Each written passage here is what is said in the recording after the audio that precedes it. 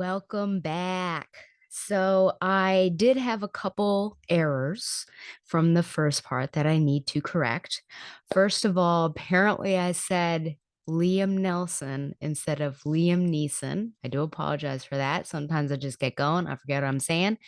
And another thing I noticed when I was rewatching part of it today is that when I was getting real excited over the fact that Babs had fired Dinah and Babs was taking a page from Bat-Jerk's book, I said that Dinah had sent Dinah into hot spots, but hopefully you understand that I meant that Babs had sent Dinah into hot spots and of course is calling her out for everything. Also, Mama Shoot wrote in and she does want everyone to know that not only is she related to Peter Griffin, but of course the whole family is by extension. So just so you know, Harry, aka Right Round, is also related to Peter Griffin. And I kid you not about this either. Now, I will say I forgot something because Mama Shoot has a glorious catchphrase that I've decided is, in fact, her catchphrase, even though in my presence she never said it and I was unable to see the video footage of her saying it. But once I heard the recap of it, I thought, this is wonderful. And it is something that if Mama Shoot were made into one of those drawstring dolls, you know, the pull string on the back and says something that if you were to pull it, she would say, "Oh my God, it's bumpa da bumpa." Which oh, I wish that maybe I could get her at one point to just send in an audio clip and I can attach it to a future episode so you can hear the delightful accent. But that was fun to hear a recap of that particular story because really the story doesn't even matter. Context doesn't matter. Just the oh my God, it's bumpa da bumpa. So there you go.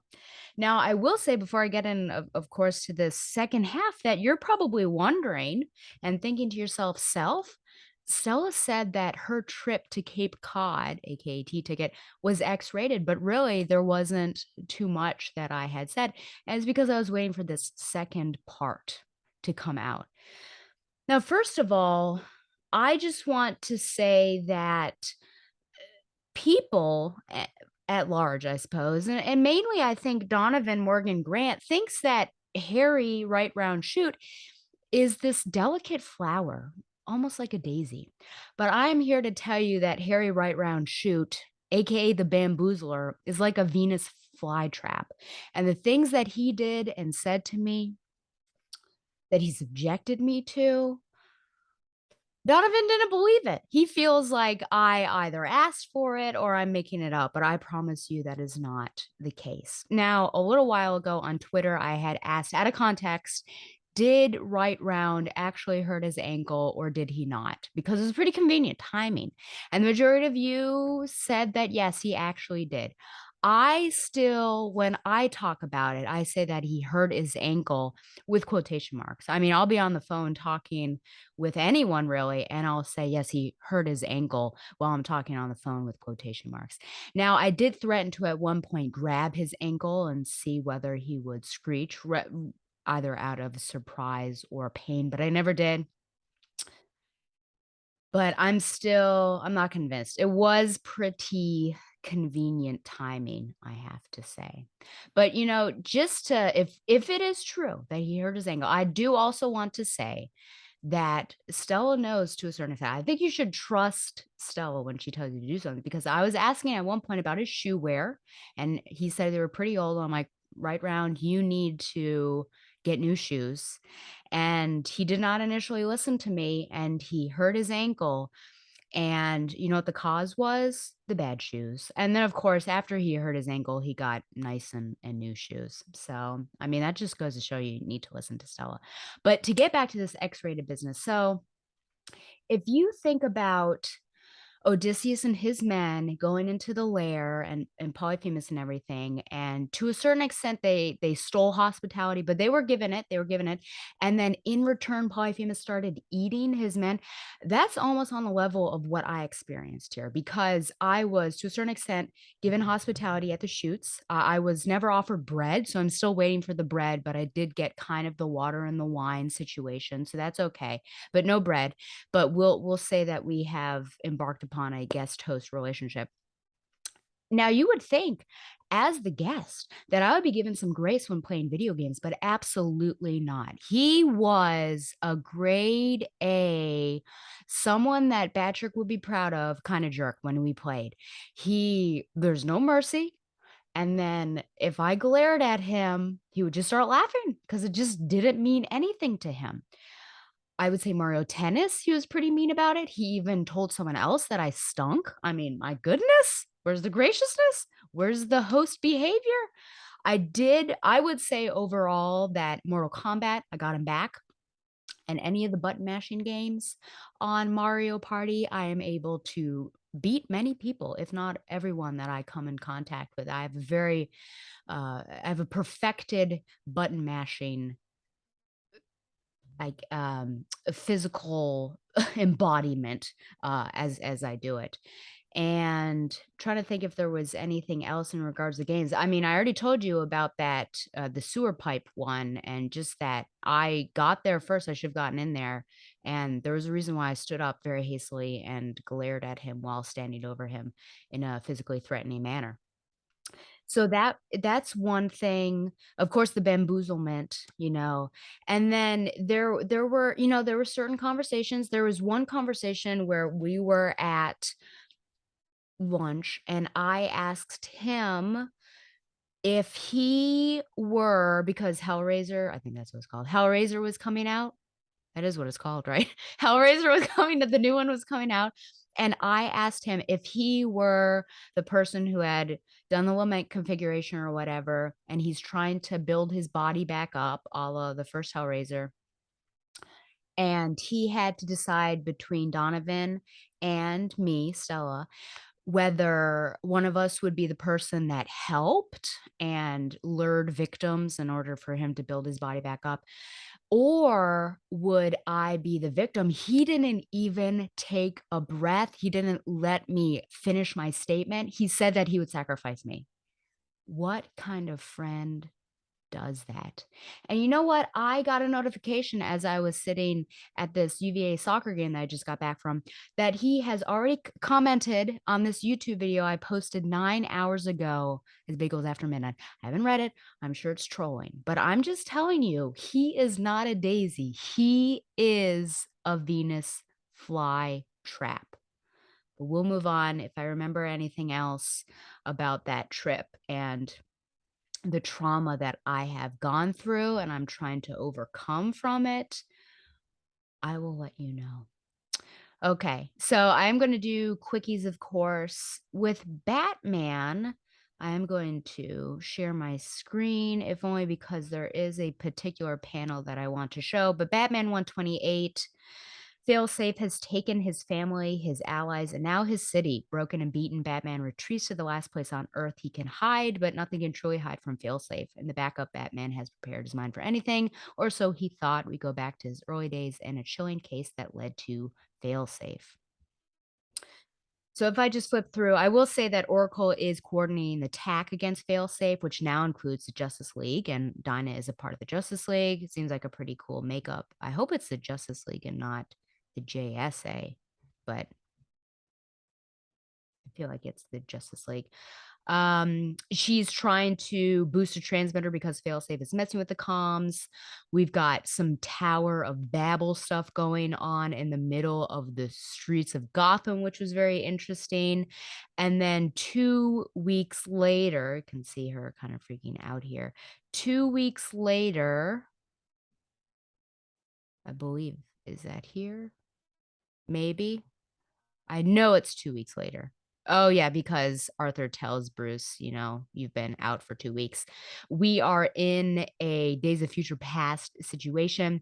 And really, the thing that I just wanted to mention or show is Oracle here being hooked up to something and a neural network. I don't know if this is of her own volition. I don't know if Failsafe has taken control of her. We know that if that's still in continuity, the whole chip situation, and that's taken over her mind. So I don't know if Failsafe's able to tap into that. But another big question is just not sure how this will impact Batgirls and what's going on in there because doesn't seem to be a lot of connection post um all the stuff that had been going on prior and getting Seer involved in the Batgirls and stuff like that. So that's all I wanted to say about Batman 128. So of course we're going to do 2 Nightwings and well, I will say that I don't know the synopses, like the synopsis for Batman was fine, but the synopses for Nightwing are weird. I would almost say they're bad. Like I have no idea really if they're correct. It seems like they're off by 1, and then even if I looked at 97, it said something about Babs giving the answer to a question and having a conversation. No, that happened in 96, so it's just very confusing. As always, the cover is just amazing, but if you recall and it's interesting how Steph is in the foreground and Cass is in the background there. If you recall, Blockbuster now knows that Dick is Nightwing or vice versa. We've got Bloodhaven basically burning down around them. So we are splicing scenes. We have Dick fighting Blockbuster, and then Batgirl is talking to Dick, but also trying to coordinate stuff to get this fire taken out and protect Bloodhaven. And I do have a comment about that. The people of Bloodhaven come to help, which is great. And while there is sort of the cliche of like Nightwing or the hero being able to get the comeuppance of the villain does get back to a certain extent and takes him down. You're like, oh no. But then Dick is really able to land that blow.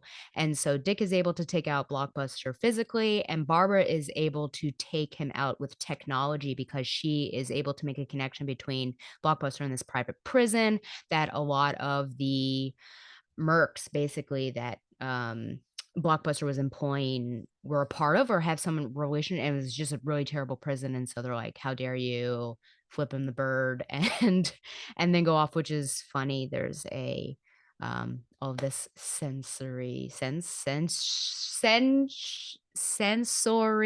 There we are.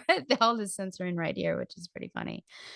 And let's see if there's anything else that I want to say before that. Then we get into this heartfelt scene between Dick and Babs, Batgirl and Nightwing, and he's like, hey, he knows who I am. We can't be together. And she laughs it off. She laughs it off and he says, what's happening?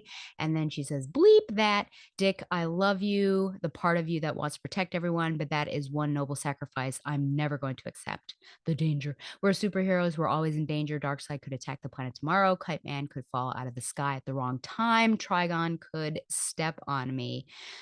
And Dick says this wouldn't be Batgirl or Oracle in danger, it's Barbara Gordon, and she gets that. But they're going to stand together in this storm.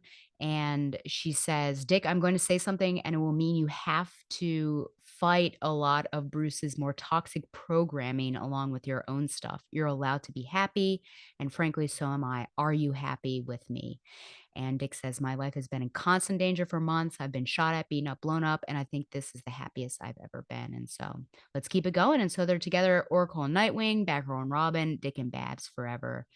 Pretty perfect. And then they share a kiss as well. And it ends with Blockbuster running because, of course, now he's got all those people that he had hired after him, potentially, as well as other people we'll see.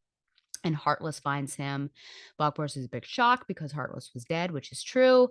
And then Heartless takes Blockbuster's heart. And it's interesting. He says, I had to modify the machine for your dimensions. Your oversized heart would have probably gotten clogged in the tubes, and he's going to use it. So crazy. I think that Blockbuster is dead. it's almost an easy out for Dick that his which we'll get to, of course, in the next issue that he knew, and so you kind of wonder what it would have been like had Blockbuster still been around, and it's kind of like, Kingpin knowing who Peter Parker is or something like that, how do you reconcile that? How do you still operate? But now he's gone. So that was pretty shocking. And then also, that there's an out for all of these bad guys and that Barbara is able to make some sort of bad connection that breaks up the mercenaries that Blockbuster has hired with from Blockbuster, and they're like, So it's almost convenient, but it works out just to get, a mano, and then now you get rid of Blockbuster, which is crazy. I will say this bottom panel, just this gesture is something that females don't really do very often. That's something that a man does, and we have seen I think this seems to be a Redondo art choice because we see Dick do that frequently, and so I think it's just like knee jerk now that, hey, if someone's standing and considering a situation that they're gonna put a hand, but females don't really do that very often, so I just found that interesting. The fight sequence I do also wanna say something that I've noticed, which I think is probably true this entire run, but just in these 2 issues that I'm gonna look at, how Barbara wears black lipstick when she is Batgirl, at least according to Bruno Redondo and, this Nightwing run, which is very interesting.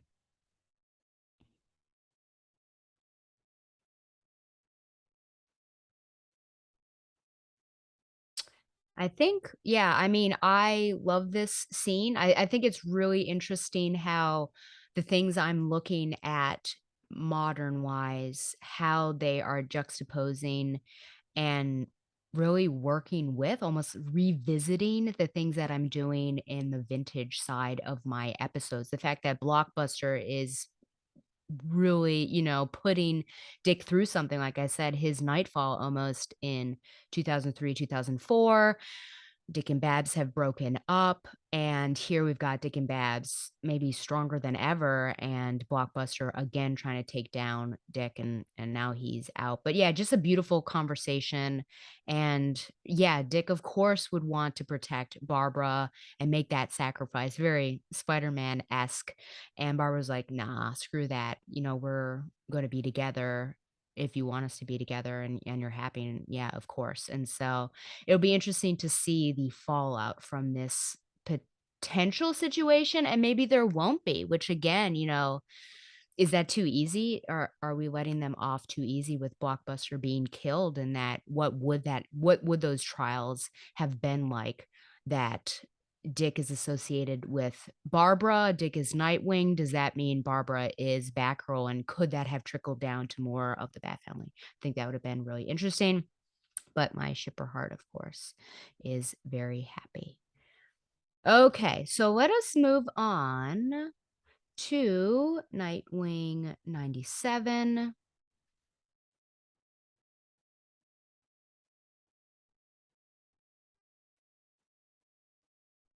Mhm. And this, trying to think, I literally just read this today. Oh yeah, it does mostly take place with Maroni here, and that he basically is telling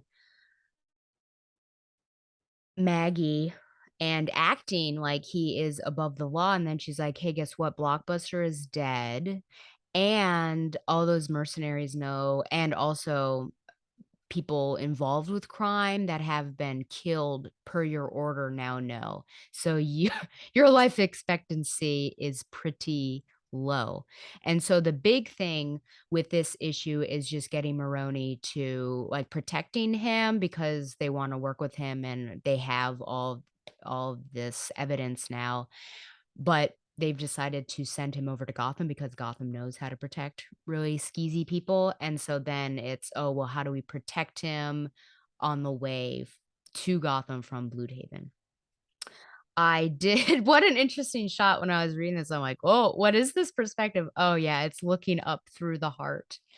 and looking through, sorry, the where the heart should be a Blockbuster, up through Dick. But he is it this one? Yeah, where he, talks about he wanted justice, of course. He wanted Blockbuster to be held accountable, but he didn't want Blockbuster to go out this way, and he kind of feels robbed of that justice, which I certainly understand. There's a classics reference that's kind of tumbling around in my head, that who was it? Who was robbed of justice? Oh, no. Oh, I know what it is. It's, De Bello Gallico, book 1, and talking about Orgetorix, who had decided to create a conspiracy among the Helvetians. Let me push my glasses up the ridge of my nose. Decides to have this conspiracy, but then it was found out by other members, probably like ruling class members and things like that. And he is put on trial for this. But in order to escape trial, he brings like basically all of the clients, um indebted people to him, slaves almost, and he's able to sort of escape the trial and leaves, and he ends up killing himself. And the people are very upset at this because, of course, they wanted justice, so this is like wrested from them. So it's very similar to this in a way. But yeah, and his sister says Blockbuster's gone, Nightwing, his hold on the city. Let me rephrase. Blockbuster's gone, Nightwing. His hold on the city has gone with him. Why does the punishment matter? And Dick says that it matters. So Maggie, of course, is there. And then this is, I wondered, would this ever happen? But yeah, so Renee Montoya, the commish, walks through the door. And there's nothing awkward, but I do wonder, are we going to have more of this? Is it just a one-off? But seriously, two of Kate's exes meeting up. And from what I've heard and like seen in media, it seems like um I don't know if I could generalize and say queer, but because I think like the examples that I know of, like lesbian circles seem to be small, and that each other's exes and you're like friends with your exes and things like that. So this seems like, yeah, that's probably what would actually happen. But I don't know. I would actually not want these two to get together. I think I would feel very weird and uncomfortable if that happened. But there could be a weird triangle, and I didn't show it, but in '96 there was like one panel or so where Barbara or Batgirl was with Batwoman, so she's kind of still around. Oh, yes, we have this where Babs was listening, so she knows that they are helping out, and she suggests that they have some sort of vacation. Hey, after we help protect one of the worst people on the planet, what do you think about doing something different, taking a couple of days away from Bloodhaven? Babs, there's a man stealing hearts out there, and there's a man who's stolen my heart right here. And then silent panel, and then she's like, I'm sorry, that was terrible. And he said, I wasn't going to say anything, but yeah, I'm joking about a serial killer now. I could really use some days off, but that's a fun panel there. So inevitably, that transport is hit, and there's someone on the inside. We have a change in art, which was interesting. Artist, I should say. And someone on the inside is part of trying to get Maroni killed, and that is when Batgirl and Nightwing show up. And they take Maroni, and they'll meet up in Gotham and with Montoya later, but Dick and Babs bring Maroni to one of Bruce's hideouts in the woods. And of course, he takes out some other people, but he tranquilizes Maroni. And then this is I guess Bab's idea potentially of what she was talking about. So the Titans have agreed to look after Bloodhaven and Haley, 3 days in an isolated bunker in the woods. This is perfect. And Dick says, really? The mob boss downstairs doesn't hurt the vibe? You tranquilize him, right? Sure. He's sleeping like a homicidal baby. Then it's perfect. And then they start bumping boots. or bumping, what is it, bumping nasties, it's something like that, as you can see. So just these two panels, I will say I'm only slightly disappointed. I maybe would have wanted to see a little bit more, but not too much that would have been explicit. But you know, those scenes where Bruce and Selena, I feel like that's all we ever see of just like in bed, cuddling, having a conversation. I would have loved that. I would have loved that. Now, this is great. We get the beginnings of something of undressing, and here we are. Now it does continue, and Dick comes down. He's happy. Did you sleep well? And Maroy says, no, your tranquilizers only lasted 3 hours, and this place has thin ceilings. I've never thought about superheroes in relationships. And Bab says, really? You mustn't spend much time on the internet, which is very true, right? Fan fiction. I mean, I am certainly someone who has read fan fiction, explicit or innocent, of Dick and Babs. Um, it's pretty interesting. I also wonder, well, I guess we can just assume that there were noises because there were thin walls. We have a gymnast or a ballerina, depending on what her background is, and of course a circus trapeze artist, also kind of a gymnast too. So you can imagine that it was probably wonderful, and I guess it was loud. So there you go. And I will say that this whole situation has given me a gloriously scandalous idea for my next shipper spotlight, which might be so scandalous that I can't put it on podcast, but it'll be YouTube only. And I am actually really looking forward to it because I think it'll be ridiculously hilarious. And then there's a taxi, which is weird. And then this happens. My name's Rick Rayson. I'm sorry, what? I'm sorry, who? I'm confused. I have to say, I'm very confused. But there we are with Nightwing. So a shipperific time. I'm glad that I was able to do both of those at once. And now we'll move on into the main event, which is Batgirl's number 11.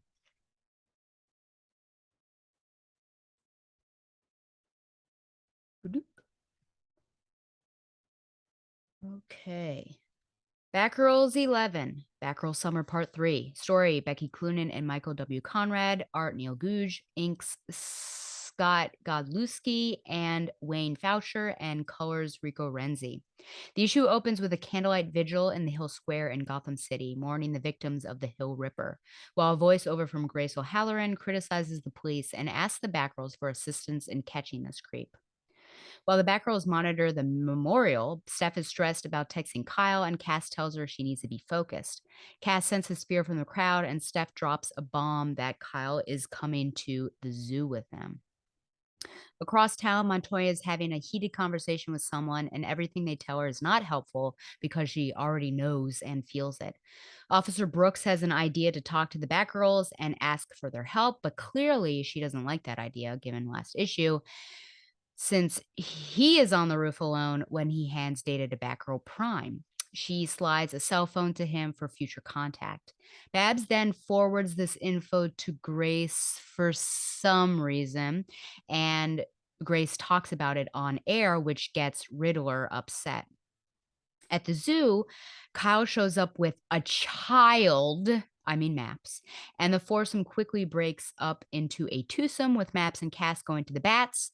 Maps has the whole outing plan down to the minute, actually, and Steph and Kyle walking around talking about how pointless trying a relationship would be, how pointless even a friendship would be. Okay.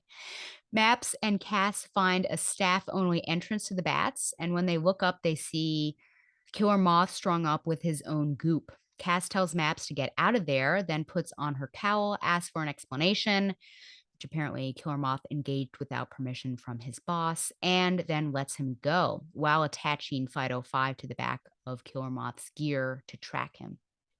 Cass reveals to Maps that she is affiliated with Batman, but swears her to secrecy. Over cup nudes, the girls decipher the next riddle, but Fido 5's tracking stops moving, and they rush out to find the location. Grace's voiceover is heard, criticizing the killer and calling herself his new nemesis.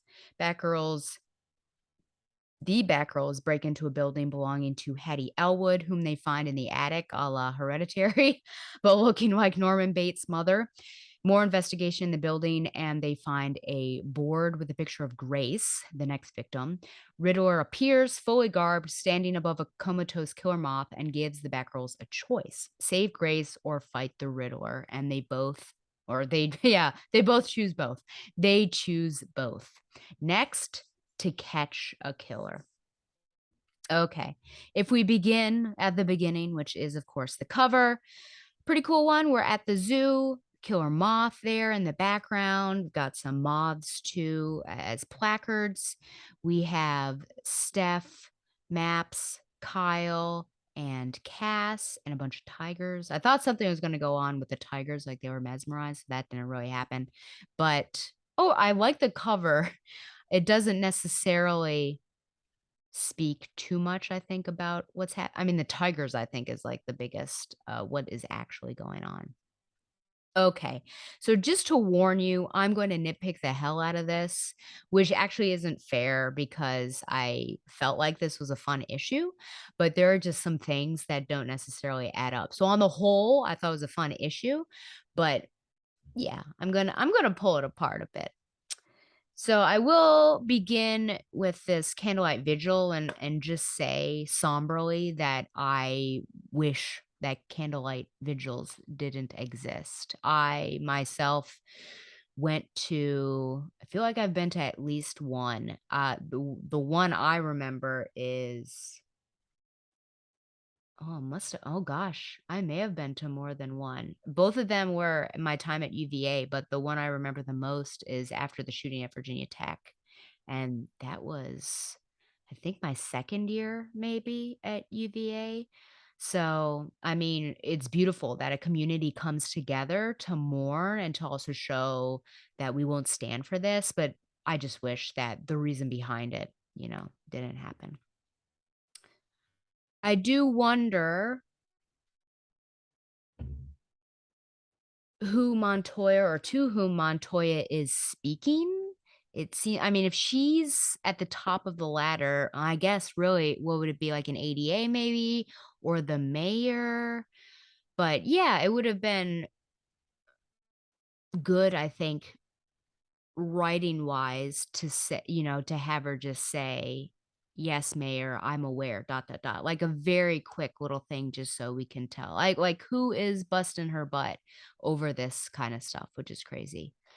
Um, oh gosh, yeah, I forgot about this. If you look at this, Brooks' part on the side of his head, and I forgot when I was showing the examples of attractive Asian men that I was gonna show a picture of Coleman Domingo, who usually well, not usually, but often he is styled with a part, and this just seems really weird. And then it gets a bit better sometimes, but I just feel like this artist might not understand what a part is, or in particular, a part on a black man, but that is, like, so far on the side of his head that it almost looks like he just kind of, shaved it off, or there was some sort of head injury and they had to suture him, and so he's missing some hair there. So that, again, nitpicking, right? That's what's going to happen here.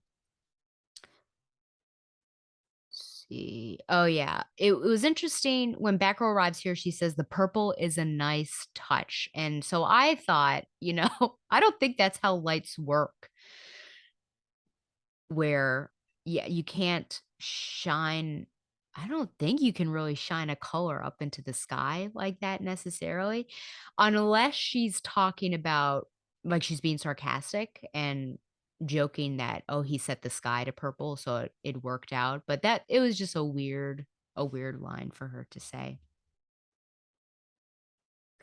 I don't know. So I like how, I mean, maybe Brooks is somebody that we are going to see often. Obviously, we won't have this connection between Batgirl and Montoya because Montoya doesn't want it. So we're still going to have her foot in the GCPD through Brooks. I'm all for it because that seems like it with her sliding that cell phone.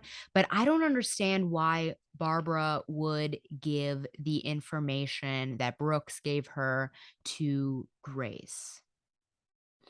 I mean, this isn't some crime boss that is operating in the open, but there's no evidence to take him down, and then things are leaking. This is a serial killer whose victims seemingly have no connection to each other, and people have already been warned about him. We've known about him since issue 1, since the girls moved into their apartment.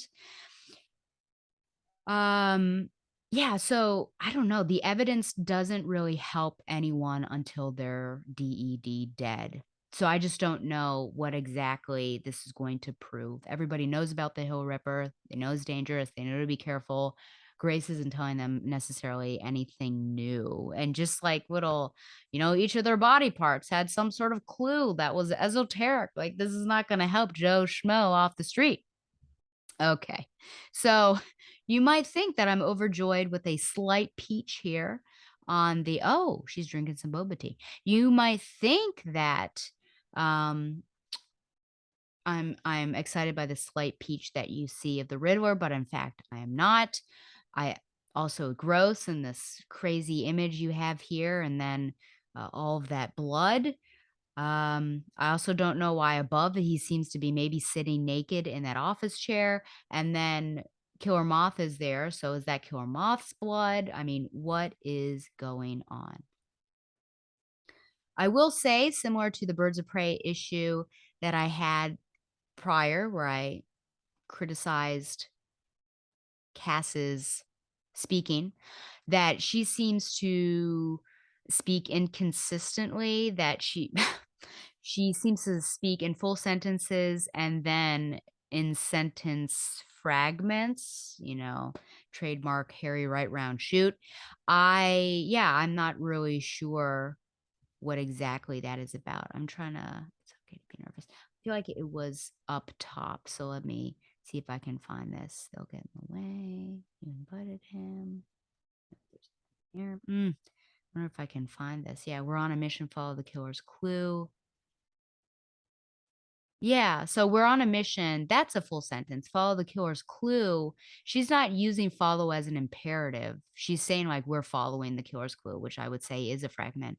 They'll get in the way. So, yeah, I don't know. And then later on at the zoo, it's okay to be nervous. Thank you. What's the paper? I appreciate the attention to detail. I also want to see the bats. Like, what? What's going on? I don't know about that. Oh yes. Steph, we've commented on this before. In this panel in particular, she looks super unattractive. Look, she looks like she's got a crazy eye right there. She's either had too much caffeine or not enough sleep. I don't know. Of course, the freckles, the nose, it's about outlandish. Like, what is going on? It gets a bit better, but yeah, I do not know what they are doing. I love that Maps has planned the whole thing and she bonds quickly with Cass, even asks if she can be her second BFF. As I said, she seems like she is, which now that Shanna had sent me that interview and there's confusion about our main stars' ages, I feel like she is, I don't know, 10 years old or so. I mean, she's exuberant, but she's not a child. And she even kind of looks like one. I'm very confused. Like she should be 12, 13. She is the same age as Damien. So that's super weird. If you are a fan of, if you're on Instagram and there is an account called Useless Farm, and I love it so. And there is an emu, I believe. These could be ostriches, I don't know, called Karen. There's also another one. What is this? Stanley, who's lovely, but Karen is named because she always runs up to the owner and tries to attack her, and so the owner has to protect herself. But my note says OMG Karen. So I don't understand now the point of the library scene in the previous issue and trading numbers and why she was so nervous. If Steph can't be a good friend, let alone a romantic interest, or would it be the other way around? Steph can't be a romantic interest. No, I was right the first. I mean, what that doesn't make sense. Maybe you're like, where are we here? I can't be a good friend right now. Life is kind of hectic. What? I'm trying to think if hello. Okay. there was something else about romance too.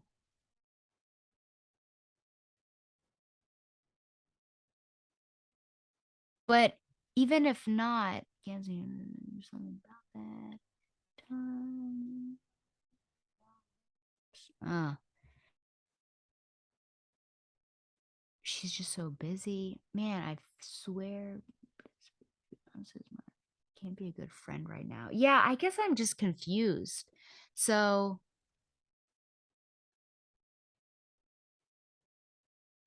now it doesn't seem like romance was the intention, but even so, she's hemming and hawing about being a friend. I'm just really confused because weren't there hearts in her eyes? And also, someone I think having that much trouble composing a text and also constantly looking at their cell phone, that's not a friend issue. That is a romantic issue. So where on earth is this coming from? And then also inviting someone on a date, I don't even know, in order to tell them that it's not going to work out is also very interesting. I guess I could say it's admirable because at least you didn't do it in text, but I don't know. I am wildly confused is all I have to say there.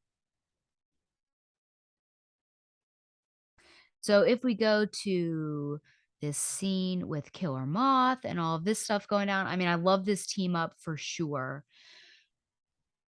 Some nitpicks here.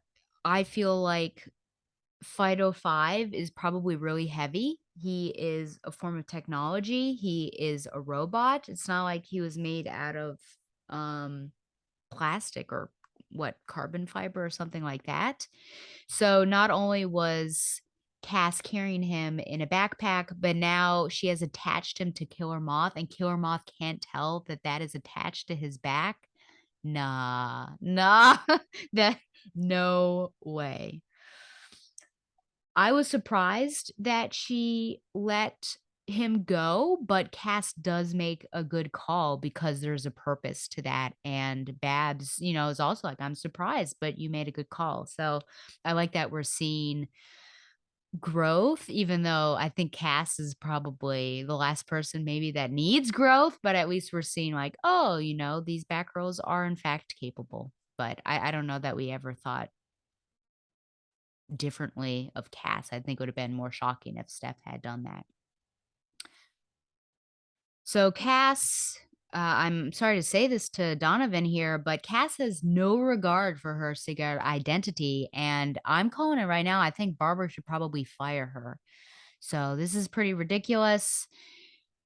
Now we know that, or Maps knows that she's affiliated with Batman, and that this chick is, some form of heroine. So that's dangerous and could lead them right to Barbara, and we don't need that. So hashtag fire Cass again. I think it needs to get trending for sure.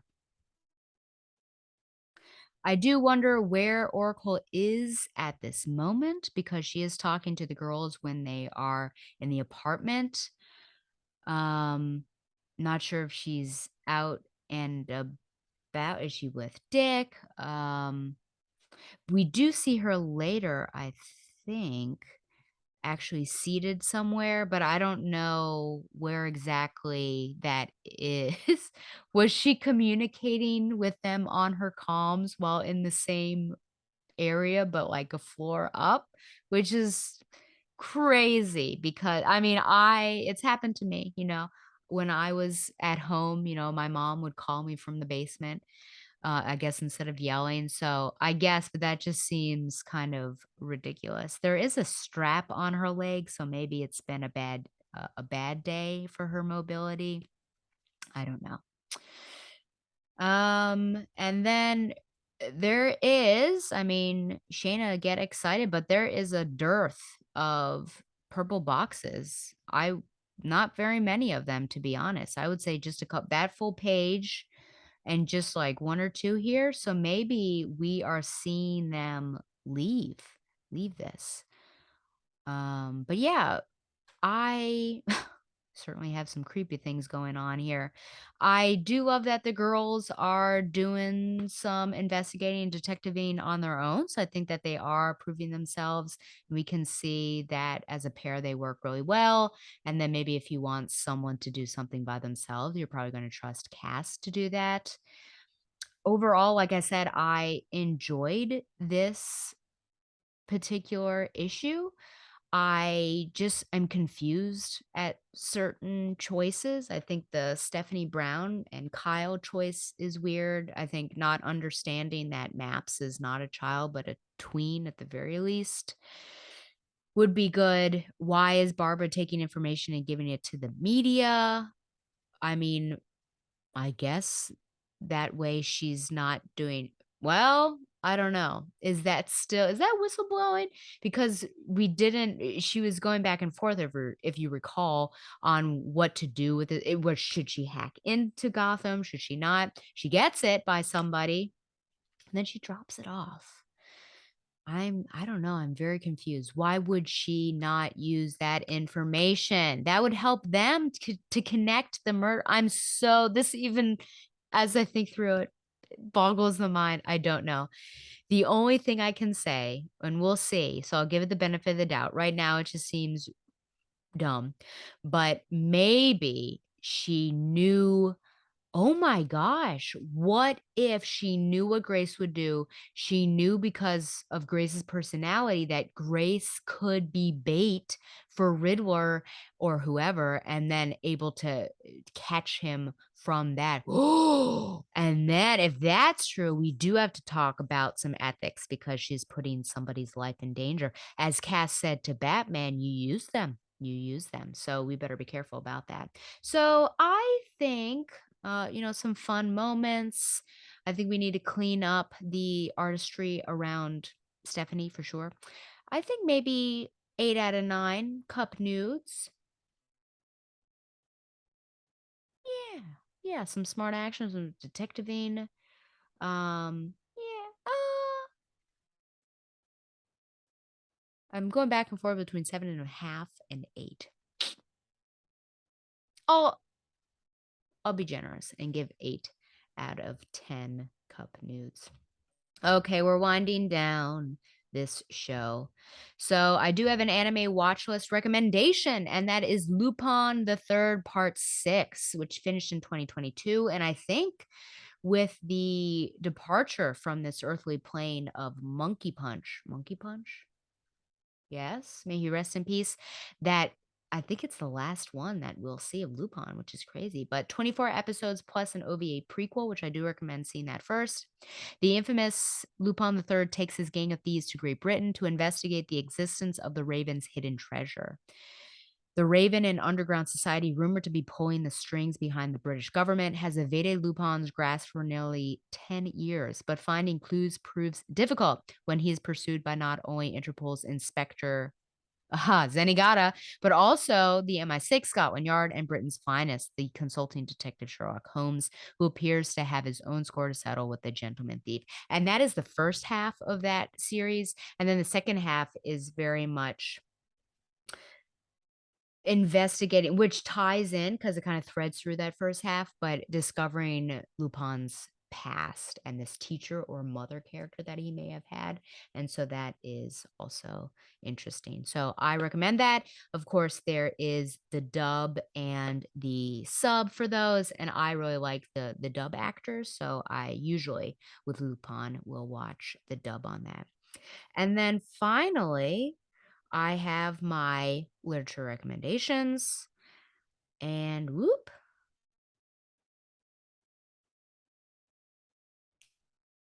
waiting for it to load here. Okay, we've got The Silence of the Girls by Pat Barker. And this is, I think, part one of, yeah, Women of Troy. And this is following, I always say Briseis,